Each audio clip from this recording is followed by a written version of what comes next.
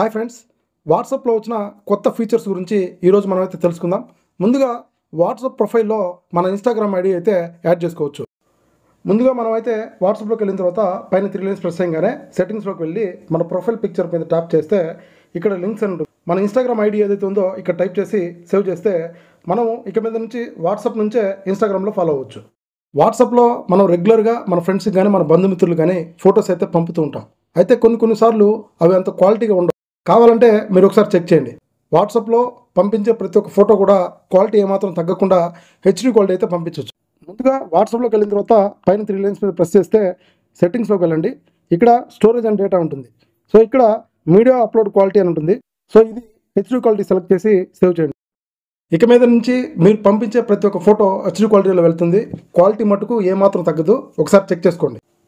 వాట్సాప్లో మనం ఏదైనా ఫోటో కానీ వీడియో కానీ స్టేటస్గా పెట్టుకునేటప్పుడు మనకైతే ఇక్కడ టోన్ సెట్ పైన రింగ్ టోన్ సింబల్ కనపడుతుంది. సో ఇది ప్రెస్ చేయగానే ఇక్కడున్న సాంగ్స్ లేదా మీరు ఏదైనా సాంగ్ సెలెక్ట్ చేసుకొని దీన్ని అయితే మనము స్టేటస్ కింద అయితే వాడుకోవచ్చు.